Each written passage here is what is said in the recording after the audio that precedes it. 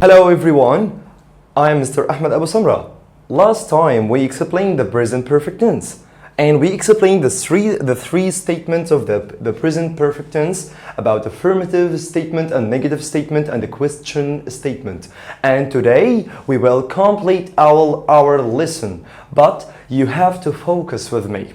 Thank you.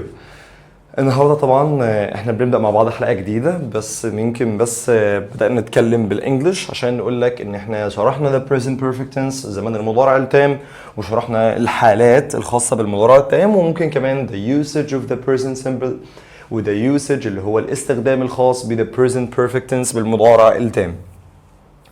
عارفين بس نراجع سريعا كده على التكوين والاستخدام وبعد كده نخش على الكي ووردز الكلمات الداله الخاصه بالمضارع التام وبعد كده نخش على exercises التدريبات لان المفروض حضرتك ذاكرت الزمن المضارع التام من خلال الPDF اللي بينزل لك في التعليقات.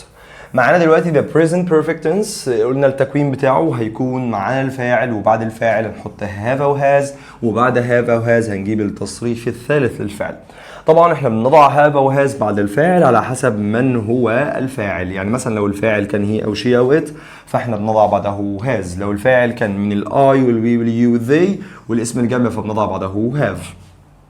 بعد كده خدنا some examples بعض الأمثلة. بعد كده معنا negative statements الجمل المنفية أو أسلوب النفي أو الطريقة بتاعت النفي إن إحنا بننفي have بنخليها have not أو has بنخليها has not أو hasn't أو haven't بالشكل ده كده وبعدهم برضو ال past participle اللي هو التصريف الثالث للفعل. برضو خدنا some examples بعض الأمثلة. بعد كده معنا صيغة الاستفهام ال question form. صيغة الاستفهام إن إحنا ممكن نعمل سؤالين، إحنا عندنا سؤالين، عندنا نوعين من السؤال، سؤال بهل وسؤال بكلمة استفهامية. السؤال بهل بنبدأ بهاف أو هاز أو نبدأ بهاف أو هاز وبعد كده السبجكت الفاعل وبعد كده برضو الباست participle اللي هو التصريف الثالث للفعل. بعد كده معانا طبعا هنا some examples بعض الأمثلة. سؤال بهل أقول لك have you eaten Chinese food؟ هل سبق لك أن تناولت الطعام الصيني؟ قال له no I haven't. وسؤال تاني has she، ليه سألت هنا بهاز؟ عشان she طبعا has she cooked fish yet؟ هل هي طبخت السمك حتى الآن؟ قال لك yes she has، نعم هي فعلا عملت السمك. فأنا هنا في السؤال الأولاني بسأل مثلا عن تجربة حياتية يبقى المضارع التام يستخدم للتعبير عن التجربة الحياتية زي إن أنا أقول لك مثلا هل سبق لك أن سافرت إلى المملكة العربية السعودية؟ هل سبق لك أن سافرت إلى باريس؟ هل سبق لك أن سافرت إلى لندن؟ وهكذا. طبعا دي تجربة شخصية أو تجارب شخصية أنا ممكن أعبر عنها بالمضارع التام أو أسأل شخص عنها بالمضارع التام. نفس الفكرة هنا مثلا هذا she cooked fish yet، ممكن مثلا أسأل عن حاجة المفروض إن هي اتعملت في الماضي وهل هي أنجزت بالفعل بس مش مهم عندي التوقيت. المرة اللي فاتت قارنت لك بين بين الماضي البسيط والماضي المستمر والمضارع التام. تاني المرة اللي فاتت قارنت لك بين الماضي البسيط والماضي المستمر والمضارع التام لأن الثلاثة أزمنة بيعبروا عن الماضي. تاني ماضي بسيط ماضي مستمر مضارع تام. قلت لك إن الماضي البسيط طبعا احنا عارفين تكوينه فاعل زي التصريف الثاني للفعل مفيش فيه أي مشكلة. وقلت لك إن الماضي البسيط بيركز على التوقيت نفسه اللي حصل فيه الفعل في الماضي زي last week yesterday وهكذا. لكن طبعا الماضي المستمر بيركز على استمرار الحدث المدة الزمنية اللي كان بيستمر فيها الحدث في الماضي وهي مثلا all night all day طوال النهار طوال الليل او مثلا في ساعة معينة في الماضي كان مستمر حدث ما يبقى الحدث ده هيتعمل بالماضي المستمر. لكن بقى المضارع التام اللي احنا بنحكي عنه النهارده بيركز على الحدث اكتر مش مهم عنده التوقيت او مش مهم عنده ذكر المدة الزمنية او ذكر حتى الوقت اللي حصل فيه الفعل في الماضي لانه بيكون مش مهم ان احنا نذكره او اصلا احنا مش عارفينه. زي مثلا اقول لك مثلا وانا واقف في الشارع كده فشفت حد انا بشبه عليه انا شفت الراجل ده قبل كده I have seen this man before. طبعا شفت الراجل ده قبل كده مش ضروري ان انا اقول لك انا شفته امتى بالظبط، المهم ان انا شفته قبل كده في الماضي وهكذا. فده زمن المضارع التام ان هو بيركز او بيسلط الضوء على الحدث نفسه اكتر من التوقيت الزمني اللي حصل فيه الفعل وخلافه. تمام. بنركز بعد كده معانا النوع الثاني من السؤال اللي هو ال WH question. النوع الثاني من السؤال اللي هو السؤال بكلمة استفهامية. عندنا أول حاجة questions words كلمات استفهامية، بعد كده بنحط have و has، بعد كده السبجكت الفاعل، وبعد كده ال past participle اللي هو التصريف الثالث للفعل. بعد كده معنا some examples. what have you brought؟ ما الذي أنت اشتريته؟ قال له I have brought my bag. أنا اشتريت حقيبتي. where has علي gone؟ علي راح فين؟ قال لك he has gone to Paris. فين بس حرف الجر to ناقص. وأنا وضحت لك المرة اللي فاتت الفرق بين gone بين have gone to أو has gone to و have been to أو has gone to أو has been to، وهنذكرهم دلوقتي معانا. طيب بالنسبة لليوسج اللي هو الاستخدام أو اليوزنج بتاعنا، الاستخدام أو الاستخدام إن زمان المضارع التام بيستخدم للتعبير عن حدث تم في الماضي بدون تحديد وقت الحدوث. أو يبقى تاني، المضارع التام هيعبر عن حاجة تمت في الماضي بدون ذكر وقت الحدوث، أو حاجة يستخدم زمن المضارع التام للتعبير عن حدث تم في الماضي بدون تحديد وقت الحدوث. طيب تعالوا نذكر كده مثال. my favorite writer has written a new book. يعني my favorite writer اللي هو الكاتب المفضل بتاعي، تمام، has written يعني كتب، تمام كده a new book كتاب جديد. هل بقى انا قلت كتب الكتاب الجديد ده امتى؟ قلت مثلا هنا last week. لو قلت last week او yesterday او ذكرت الوقت اصلا فساعتها هيكون ده زمن ماضي بسيط مش زمن مضارع تام. مثال تاني I have been deaf all my life. I have been deaf أنا كنت أصم ما بسمعش all my life طوال حياتي. تمام. بعد كده معانا بعد استخدام آخر يستخدم زمن المضارع التام عند ذكر عدد مرات الفعل أو الكم، وذلك في وجود كلمات مثل 2 3 وخلافه. تعالوا نشوف مثال على طول. لما مثلا أقول لك مثلا أنا شربت 3 كوبايات أو كوبايتين أو كوبين من القهوة أو فنجانين من القهوة، أنا كده ذكرت عدد مرات حدوث الفعل. يعني ذكرت ان انا مثلا شربت كوبايتين قهوه. انا شربت كوبايتين قهوه اكيد مثلا انا بشرب قهوه مش هشربهم الاثنين ورا بعض، صح؟ اكيد الحدثين دول منفصلين والاثنين في الماضي، بس مش مهم برضه اذكر لك التوقيت. يعني مثلا انا ما ذكرتلكش توقيت، ما قلتلكش مثلا انا شربت كوبايتين قهوه منذ ساعه او منذ ساعتين، لا لا لا لا، انا قلت لك ان انا شربت كوبايتين قهوه وخلاص. شربت كوبايتين قهوه النهارده بقى الصبح، وقت الظهيره، بعد الظهر، العصر، مش تفرق، تمام؟ او انا مش مهم عندي ان انا اذكر لك التوقيت، المهم ان انا بقول لك ان انا شربت كوبايتين قهوه مثلا today. I have drunk تصريف ثالث من الفعل drink، تصريف ثالث 2 cups of coffee. معنا كمان يستخدم زمن المضارع التام للتعبير عن حدث بدأ في الماضي وما زال مستمرا حتى الآن. I have lived in Aswan since 2007. يعني أنا عايش في أسوان منذ 2007. معنى كده أن أنا عايش في أسوان منذ 2007 وما زلت موجود في أسوان، ما زلت موجودا في أسوان. لكن عايز أعبر لك وأقول لك أن أنا فعلا عايش في المكان ده من 2007، يعني بقالي حوالي ما يقرب هو ل 18 سنة. تمام، 18 سنه عايش في المكان ده وما زلت موجود. فانا بدل انا ما زلت موجود عن الحدث ما انتهاش، لان لو كان انتهى مين اللي بيعبر بقى عن الحاجه اللي حصلت في الماضي وانتهت؟ الماضي البسيط. لكن هنا المضارع التام بيعبر عن حاجه بدات في الماضي وما زالت مستمره حتى الان، يعني لسه مكمله معانا زي ما هي. يستخدم برضو زمن المضارع التام للتعبير عن حدث تم في الماضي وله اثر في الحاضر. حاجه تمت في الماضي وليها اثر في الحاضر، زي مثلا قلت لك my hands are dirty، يعني يداي dirty متسخه. I have mended my bike، انا كنت بصلح العجله بتاعتي. فطبعا كنت بصلح العجله بتاعتي، فدي حاجه حصلت في الماضي وليها اثر في المضارع ان ايدي مثلا متسخه dirty وهكذا. طبعا بقول لك لاحظ ان عند تحديد وقت حدث في الماضي نستخدم زمن الماضي البسيط. فريدة has sent me an email، فريدة ارسلت لي an email she wrote it yesterday، هي كتبته بالامس. تمام. بعد كده معانا key words كلمات الدالة زي just never yet since forever already وهكذا. دي كلها كلمات تدل على زمن المضارع التام، وهناخدهم مع بعض دلوقتي ونحاول نفسر كل واحدة فيهم على حدة. قبل ما نبدأ بس في الكلمات الدالة حابين ده تاني للمرة الثالثة ان احنا نوضح الفرق بين have gone و have been. باختصار سيبك بقى من فكرة هي المفروض تكون have gone او has gone، ما هو عادي have او has، بس احنا بنتكلم عنهم كأنهم have gone و have been. have gone to ذهب ولم يعد، يعني مثلا شخص ما ذهب الى مكان ولم يعد حتى الان. يعني مثلا انا بس ادور مثلا على سلمى، فين سلمى يا جماعه؟ هي سلمى راحت فين؟ فيقول لي مثلا she has gone to the supermarket، دي راحت السوبر ماركت. تمام كده. طبعا بدل قلت she has gone to the supermarket معنى كده انها راحت السوبر ماركت ولسه ما رجعتش. تمام. طيب سلمى جت فبقول سلمى انا كنت بدور عليكي، انت كنت فين؟ قالت لي مثلا I have been to the supermarket، يعني انا كنت رحت السوبر ماركت، وبدل هي قالت I have been to معنى كده ان هي راحت وخلاص جت قدامي اصلا بتكلمني دلوقتي وبتقول لي I have been to the supermarket. نفس مثلا اتكلم عن تجربه حياتيه سابقه مثلا واقول لك والله ده انا رحت باريس او رحت باريس قبل كده يعني، فاقول مثلا I have been to Paris. I have been to Paris يعني انا رحت باريس قبل كده. دي التجربه الحياتيه او التجربه الشخصيه. تمام. معانا مثلا مثال اهوت my father أبي has gone to Paris. has gone to Paris يعني ذهب إلى باريس، بعد كده إن هو ذهب وما زال هناك ما رجعش لسه، ده اللي هو الفعل gone، مثلا الفعل gone معانا يبقى هو لسه ما رجعش، أو is still in Paris هو لا يزال في باريس.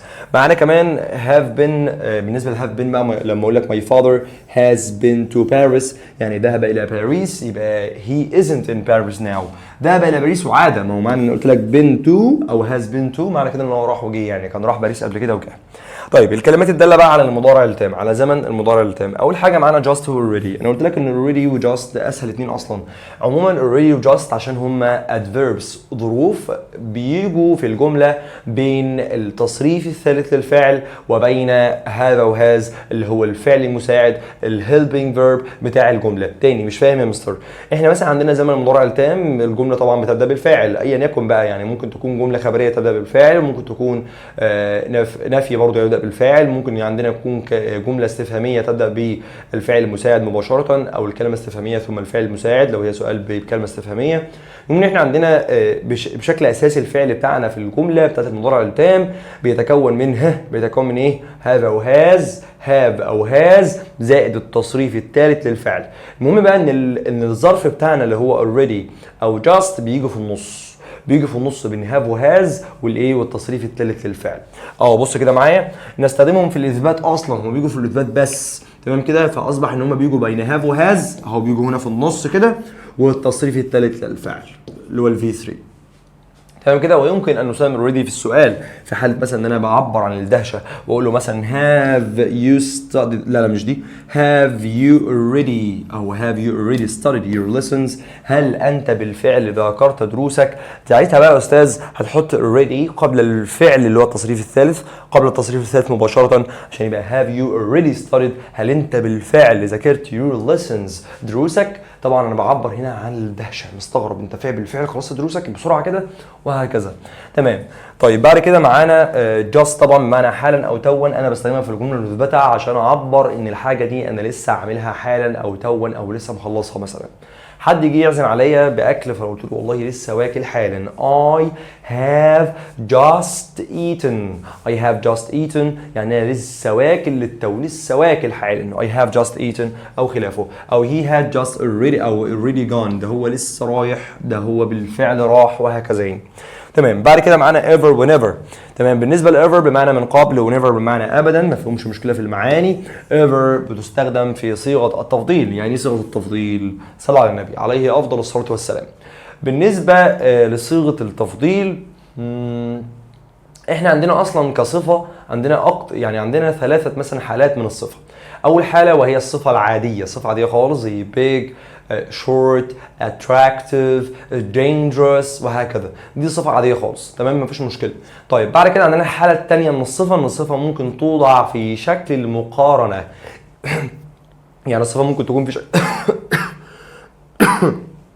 الصفه ممكن تكون في شكل الايه؟ المقارنه.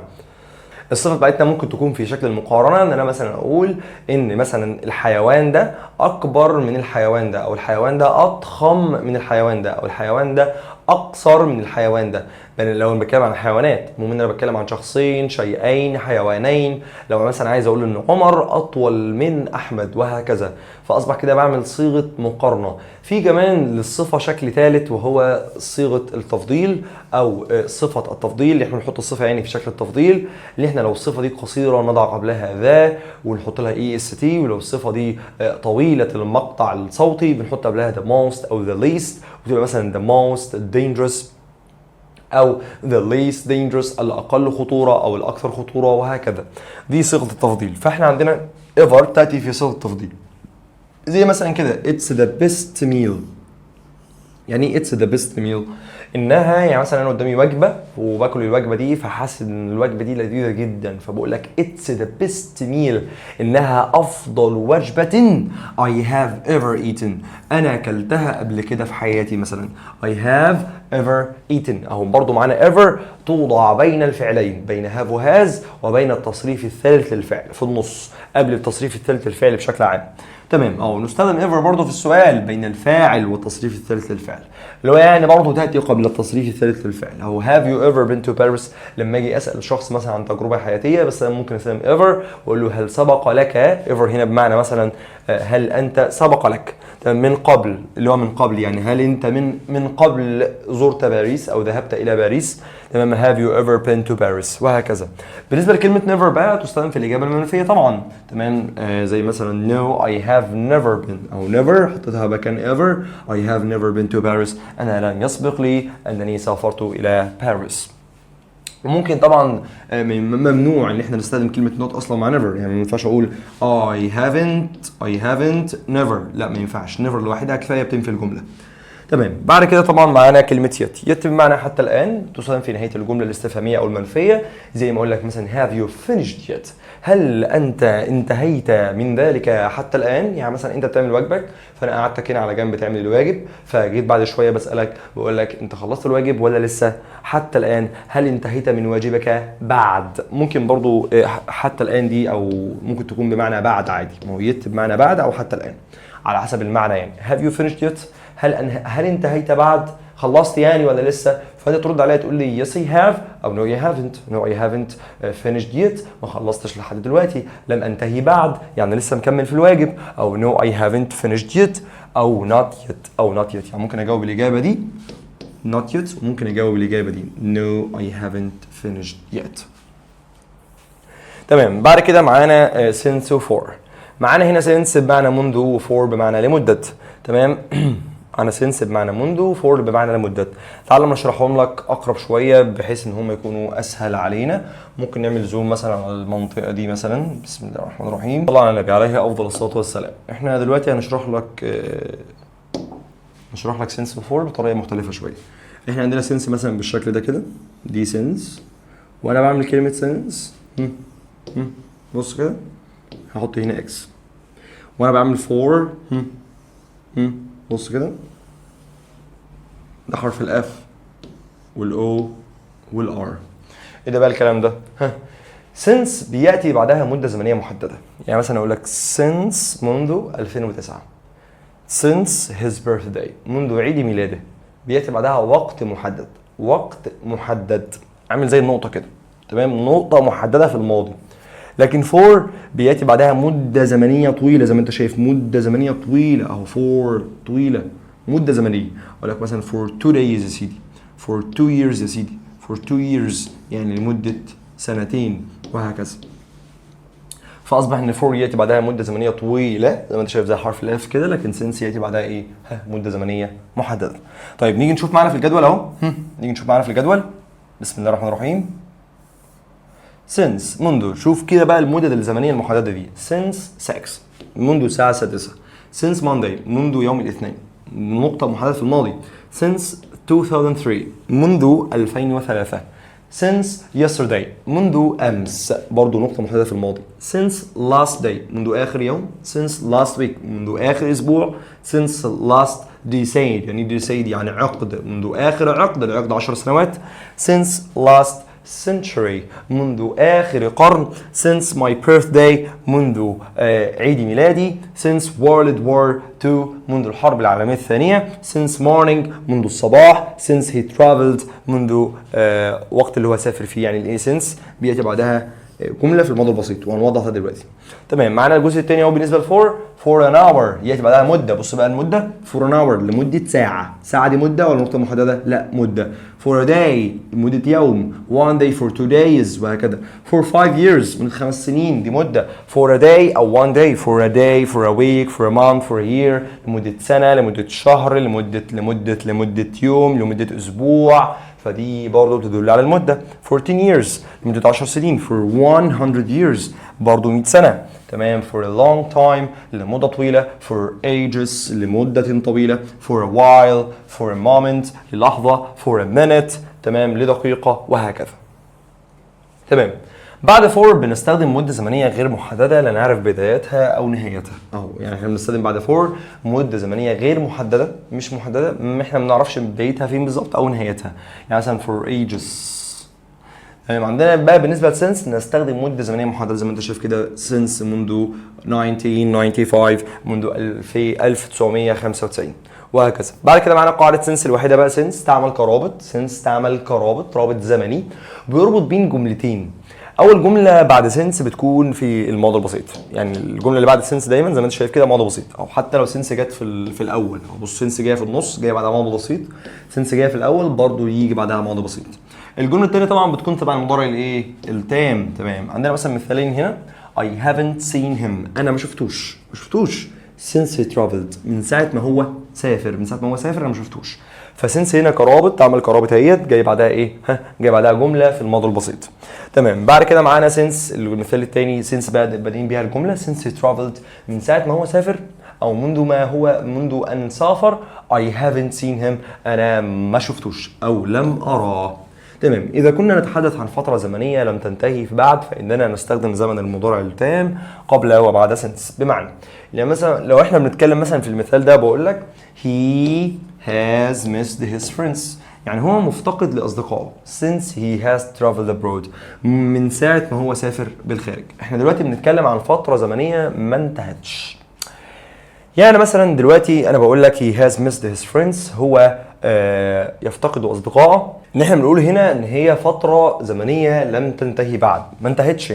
يعني مثلا بقول لك he has missed his friends هو افتقد اصدقائه منذ ان كان مسافرا او منذ ان سافر. هو هنا لسه مسافر has traveled abroad يعني الفتره الزمنيه لم تنتهي مثلا. يعني جاي بعد سنس مضارع تام وهي ممكن يجي بعدها مضارع تام عادي وممكن ماضي بسيط زي ما قلنا من شويه. بس الماضي البسيط ياتي بعد سنس في الاغلب لكن ياتي برضه مضارع تام في حاله مثلا الشخص ده ممكن يكون لسه مسافر لسه مرجعش لسه فعلا بيفتقدهم لسه الموضوع مستمر معاه لم ينتهي بعد. بعد كده السؤال عن sense of word نستخدم how long. لو احنا مثلا عايزين نسال بقى عن sense of word بنستخدم how long بمعنى كم المده. يعني مثلا بنقول how long ككلمه استفهاميه بعد كده have او has وبعد كده ضمير الفاعل بعد كده تصريف الثالث للفعل زي ما انت شايف بعد كده بقيه الجمله او بقيه السؤال. يعني يبقى how long have you visited London يعني كم المده اللي انت زرت فيها لندن. قال له for 10 years منذ 10 سنين او since 2007 منذ 2007 وهكذا. كده انا بسال عن المده الزمنيه بكلمه how long او بسال عن sense of verb how long. بس بعد كده نبدا مع بعض ان احنا بقى نحل الاكسرسايزز التدريبات اللي على البريزنت بيرفكت المضارع التام.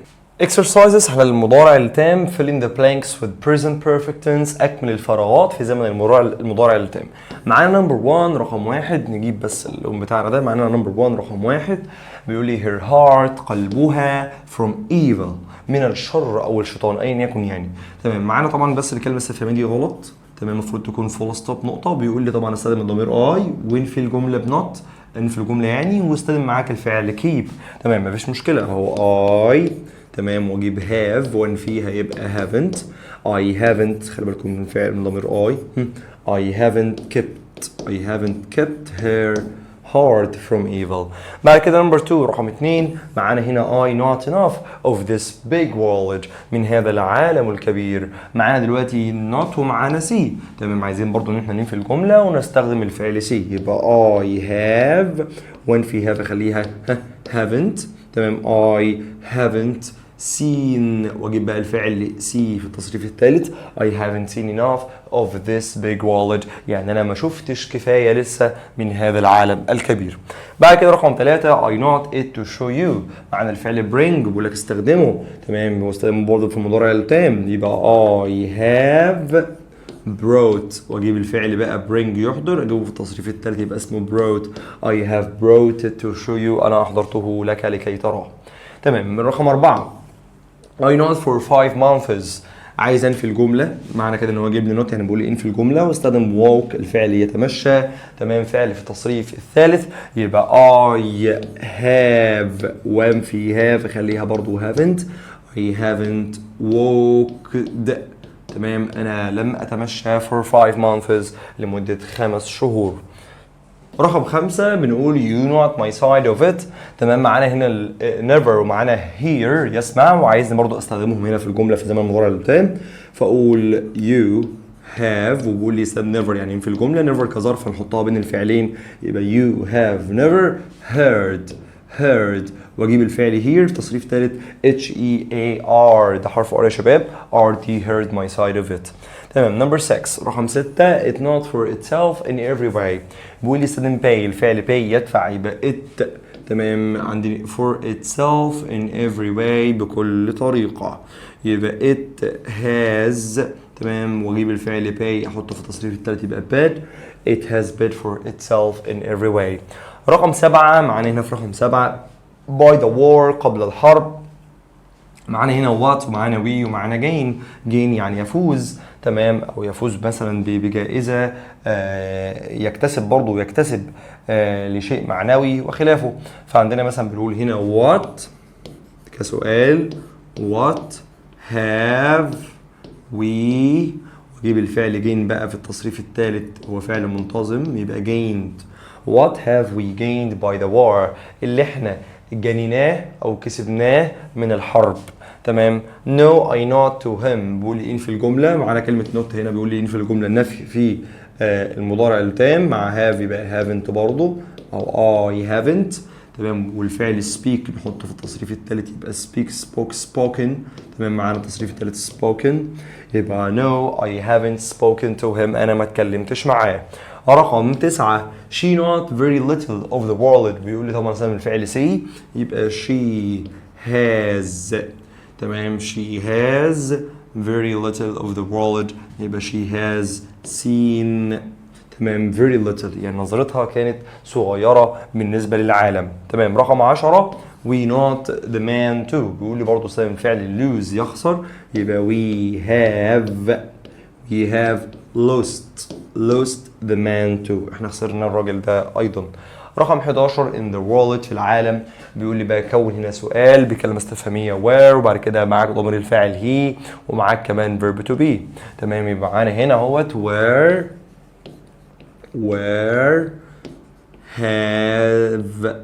have وعايز استخدم he يبقى has يبقى where has he been واجيب التصريف الثالث من الفعل be يبقى where has he been in the world.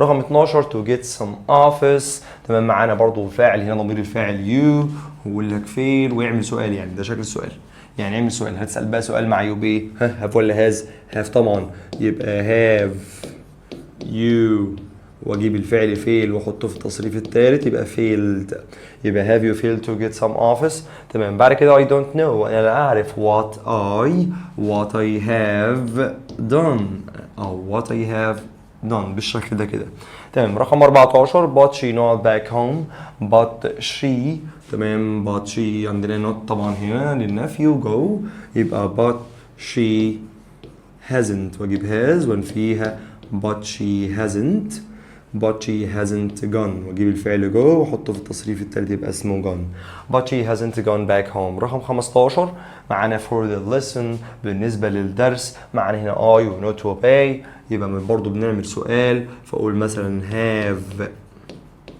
you تمام have you أو have I بس أنا بسأل نفسي يعني have you تمام. وعايز طبعا ننفي الجملة دي غلطة ولا ايه عايز يعمل سؤال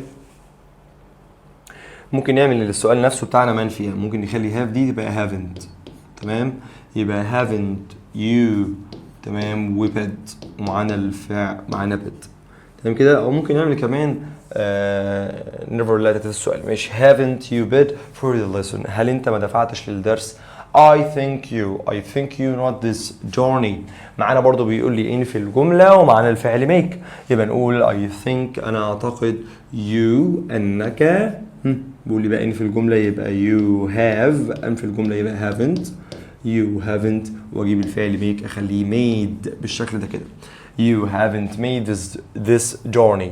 رقم 17 I know the key المفتاح وبيقول لي ان في الجملة وجيت يبقى I haven't got تصريف تالت من الفعل موجود good decay. رقم 18 سامتي مايكل وبسأله سؤال يبقى have you أهو معانا الفعل have you هنعمل سؤال ومعانا الفعل have يبقى have you طبعا معانا have بيبقى had تمام يبقى have you had something هل انت تناولت بعض الشيء يا مايكل وهكذا. رقم 19 و I not without thought for you يبقى I بقول في الجملة يبقى I haven't واجيب الفعل be في التصريف الثالث يبقى I haven't been without thought for you. بعد كده معانا complete the sentences بيقول لي برضو كمل الجمل هنا with verb in present perfect بفعل في present perfect اللي هو المضارع التام or past simple او الماضي البسيط. هنا بقى هنعمل مقارنه بين الاثنين هنشوف امتى ان احنا نستخدم ماضي بسيط وامتى نستخدم مضارع تام. عايزك تفرق بين الاثنين لو سمحت. معانا نمبر 1 رقم 1 She loves Paris هي تحب باريس. She not there many times يبقى هي راحت هناك كتير. يبقى هنا طبعا فعل في المضارع التام يبقى she has been there يعني راحت هناك many times. رقم 2 Bill not in that company for 3 years يعني عايز اقول ان بيل اشتغل في الشركه دي لمده 3 سنين بدل انا ذكرت اصلا 3 years و4 طبعا تدل على المضارع التام يبقى لازم برضو اعمل الفعل بتاعي بالمضارع التام يبقى بيل has worked تمام كده has worked in that company بقول لك he still works there هو لا يزال يعمل هناك يعني هو لسه موجود يبقى Bill has worked. طب اللي بعدها they not to London on holiday last summer من الكلمات الدالة على الماضي البسيط تمام كده يبقى they went to London هم ذهبوا فعل تصريف تاني هو ماضي بسيط they went to London on holiday هم راحوا لندن في اجازة تمام last summer الصيف الماضي. رقم 4 I know that book it's good مثلا that book I read that book it's good انا قرأت الكتاب ده وهو جيد انا قرأته خلاص يبقى معانا that one. بسم الله الرحمن الرحيم هنقول هنا I have اعملها مضارع تام واجيب بقى التصريف الثالث من الفعل read يقرأ التصريف الثالث منه نفس الكلمة بس النطق بيختلف read I have read that book it's good تمام. بعد كده لا I'm so sorry I read أنا قرأت هذا الكتاب تمام إنه جيد it's good أنا في الماضي البسيط مفيش أي كلمة تدل على المضارع التام يبقى I read نفس الكلمة بالظبط بس في الماضي I read that book it's good. His parents أبواه not here yesterday بدل هنا في yesterday تدل على الماضي البسيط يبقى his parents أبواه were طبعا لأن his parents هنا جمع والجمع المفروض مثلا ما فيش هنا فاعل وعايز استخدم verb to be في الماضي was were يبقى سين طبعا were يبقى his parents were here yesterday. رقم 6 معانا رقم 6 they not to Germany لألمانيا when he not only 4 يبقى they not to Germany لألمانيا تمام يبقى when عندما he not only 4 يبقى هم راحوا ألمانيا مثلا عندما هو كان في 4 من عمره. طيب when he was only 4 تمام they went to Germany راحوا ألمانيا ماضي بسيط الاثنين ماضي بسيط ممكن اعملهم الاثنين ماضي بسيط عادي when they went to Germany هما هما راحوا ألمانيا تمام ذهبوا لألمانيا when he was only 4 لما كان بس عنده 4 سنوات تمام. بعد كده number 7 not a film last night برضو هنا في كلمة تدل على الماضي البسيط last night يبقى أسأل سؤال بالماضي البسيط وأقول did بسأل في الماضي البسيط بكلمة did. الناس اللي مذاكرة الناس اللي بتراجع باستمرار يا ريت دايما تراجع من بداية الكورس بتاعنا لحد ما احنا واقفين كل مرة أو did you واجيب الفعل watch في المصدر يبقى did you watch a film last night هل شاهدت فيلما الليلة الماضية. بعد كده رقم 8 I not some toast when I got up طبعا ليش التوست ده يبقى I تمام when I got up عندما أنا استيقظت يبقى أنا تناولته يبقى I had ماضي بسيط I had some toast أنا تناولت بعض التوست when عندما قرابة I got up عندما أنا استيقظت. رقم 9 he not in Rome في روما since he was a teenager عندما كان a teenager يعني teenager يعني مراهق يبقى he تمام منذ أن كان مراهقا ومعنا هنا since جاي بعدها ماضي بسيط فطبيعي طبعا يكون هنا مضارع تام يبقى he has lived واجيب الفعل lived وتصريف ثالث بالدي معلش. يبقى he has lived in Rome. هو عاش في روما since he was a teenager منذ أن كان مراهقا. تمام. The house looks different. المنزل يبدو مختلفا. تمام. بعد كده طبعا معانا الفعل paint. المنزل يبدو مختلفا ونقطة والجملة انتهت مثلا. وعايز بقى أسأله سؤال، فأقول طبعا هو أنت دهنت البيت ده دهنت بيتكو تاني قعدت دهانه يعني، يبقى have you.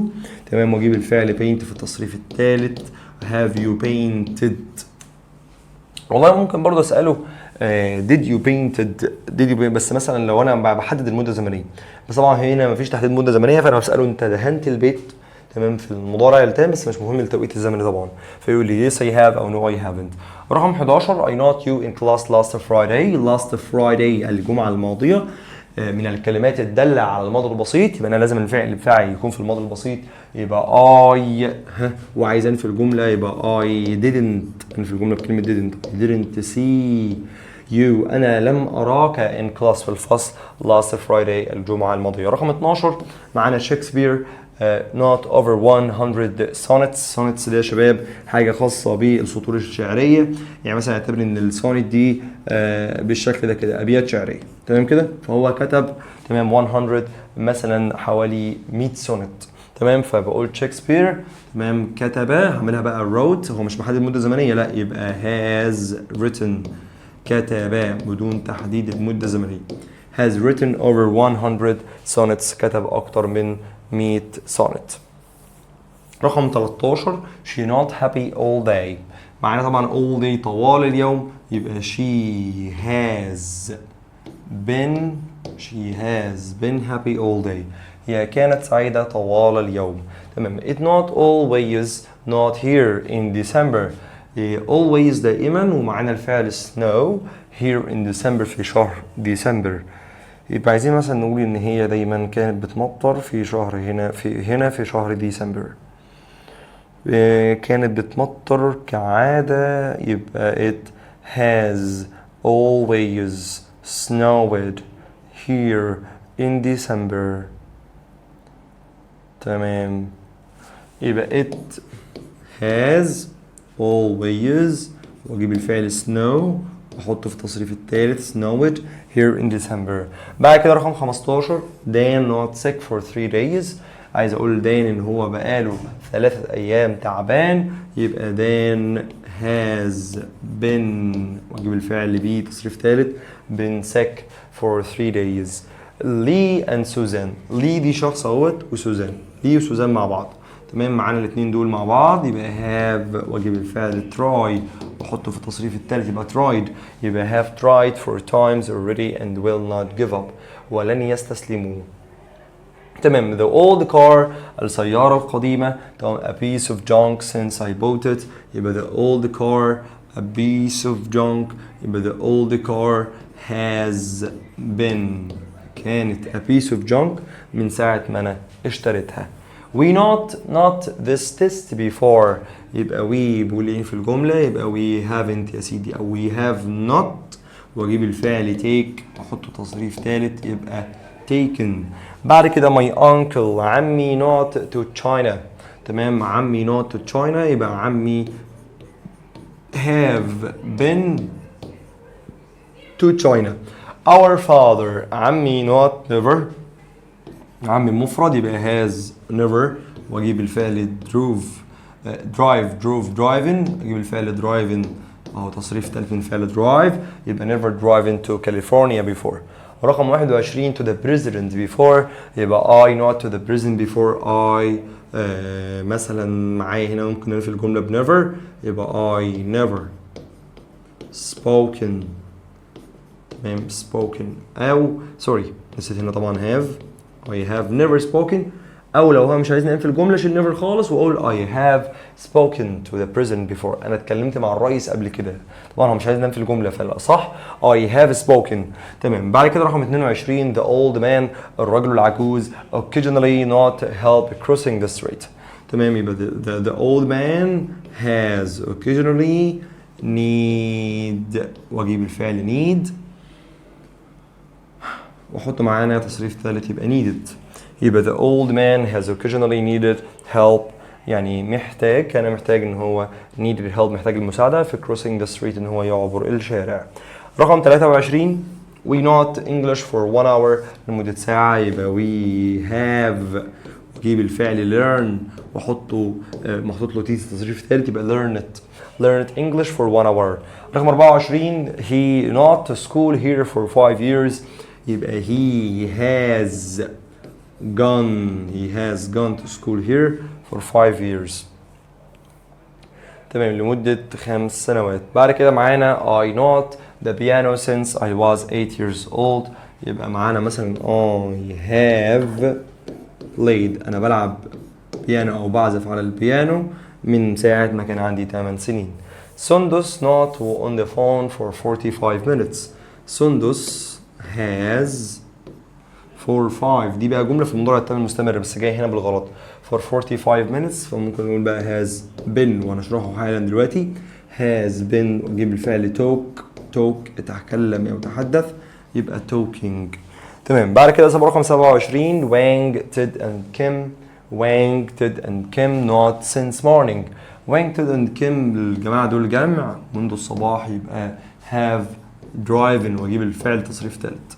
بعد كده معنا 28 Andy and I for my case for 2 hours يبقى Andy and I have looked for يعني قاعدين بيبحثوا عن my case مفاتيحي for 2 hours لمدة ساعتين.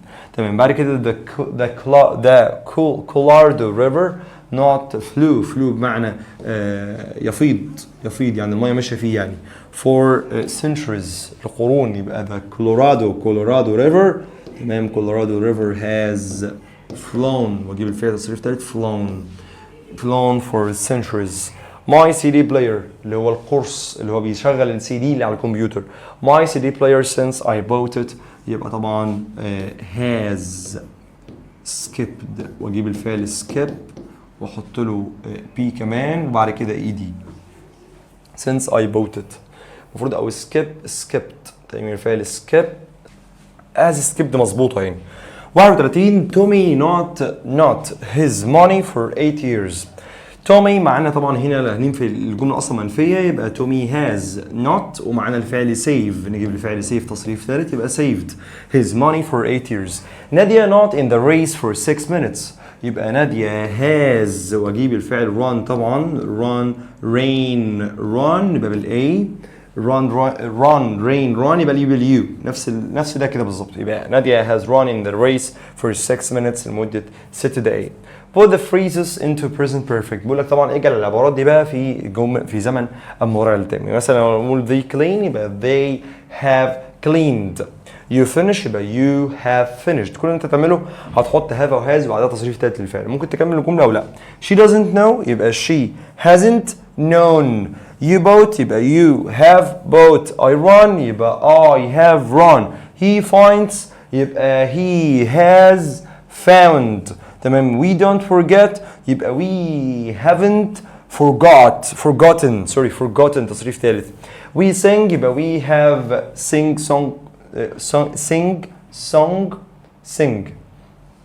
يبقى sing زي ما هي we have song تقريبا song اتأكد لك من الفعل ده.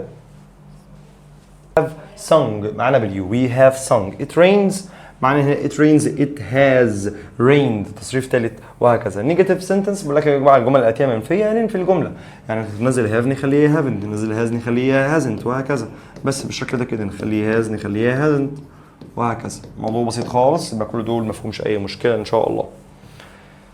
تمام اي من الجمل الاتيه صحيحه بيقول لك اي من الجمل الاتيه صحيحه. ده سؤال اصلا موجود في الثانويه بيقول لك in which sentence في اي جمله is the present perfect المضارع التام used correctly استخدم بشكل صحيح. I has bought a new computer. بنكمل مع بعض معانا which answer is correct اي من الاجابه او اي من الجمل الاتيه تكون صحيحه. معانا نمبر 1 رقم 1 بيقول لي in which sentence في أي جملة is the present perfect اللي هو المضارع التام used correctly يعني استخدم بشكل صحيح. معانا هنا I has ينفع I has؟ لا غلط طبعا. تمام يبقى I have bought a new computer مظبوطة. بالتالتة I have bought لا الفعل bought تمام لا هو الأصح من الفعل buy bought. بعد كده رقم 2 which sentence اي من الجمل، لسه اللون الازرق شويه. in which sentence اي من الجمل is the present perfect، برضو اي من الجمل ال present perfect المضارع التام استخدم بطريقه صحيحه. we has ما ينفعش، we have ينفعوا. في واحده we have left وفي واحده we have left. لا طبعا we have left يبقى الفعل leave left. برضو نفس الكلام Sally has lost her handbag. تمام losed بالاي دي no مش بالاي دي، هي بالlost بالشكل ده كده. Sally has lost her handbag. بعد كده رقم 4 نفس الكلام he has forgotten his homework، هو نسى الواجب بتاعه. he has forgotten دي غلط. تمام وهاف هنا غلط طبعا مع he، يبقى he has forgotten his homework. بعد كده نمبر 5 on which sentence اي من الجمل او في اي جمله is the present perfect المضارع التام used correctly استخدم بشكل صحيح. يبقى the lesson has just begun اللي هو الدرس had just begun يعني بدأ. the lesson has just begun. تمام يبقى عندنا هنا the lesson has وجاست وbegun باليو. began عندنا begin يبدأ بالاي، began يبقى عندنا اليو، يبقى the lesson has just begun. يبقى begun هي الصحيحة لأن الفعل اسمه begin اللي هو يبدأ. تمام begun التصريف الثالث begun. تمام بعد كده معانا برضو نفس الكلام اي من الجمل المضارع التام استخدم فيها بشكل صحيح. احمد has drawn a picture. احمد drawn a picture. احمد have drawn a picture. طبعا احمد مفرد في بعده has بقى drawed ولا drawing طبعا يبقى الفعل اسمه drew drawing. بعد كده which sentence برضو نفس الكلام they has ينفع they has لا ما ينفعش. they have ينفع طبعا they have met ولا met لا they have met at the airport. تمام بعد كده رقم 8 نفس الكلام have you has you had you. طبعا have you مثلا ما have مع you. have you had spaghetti for lunch. تمام بعد كده رقم 9 where معانا هنا الضمير you يبقى لازم يكون فيه have يبقى where have you gone. بعد كده طبعا اللي تحتها برضو نفس الكلام where have you gone. تمام مفيش فرق ما بينهم الاثنين صح. دي غلطه المفروض مثلا كنا نبدل اي حاجه هنا مثلا ممكن كنا نعمل دي وانت مثلا. تمام عشان تبقى غلط ونختار اللي في النص. when which sentence is the present perfect used correctly برضو اي من الجمل التاليه المضارع التام برضو صمم بشكل صحيح. has you لا ما ينفعش has you. have you تنفع have you ever saw ولا seen. طبعا اخترت التصريف الثالث للفعل يبقى الاخيره يبقى have you seen an eagle. هل سبق لك ان رايت ايجل. كان مع حضراتكم مستر احمد ابو سمره مدرس اللغه الانجليزيه لجميع المراحل. اتمنى لحضراتكم دايما التوفيق وان شاء الله. اتمنى بس لو الفيديوهات بتاعتنا عجباكم والشرح عشان نستمر في الشرح اتمنى انك تدعمنا وتعمل لنا اشتراك وسبسكرايب ولايك ولو كومنت بسيط كده من ذوقك. ولو في اي سلبيات ان شاء الله نقدر نعالجها. والناس اللي بتزهق ممكن ان هي تسرع الفيديو وتخليه مثلا على 1.5 بس مش 2 طبعا. 2 ده هيبقى اوفر. ممكن 1 وربع كويس برضو 1.5. والسلام عليكم ورحمه الله وبركاته.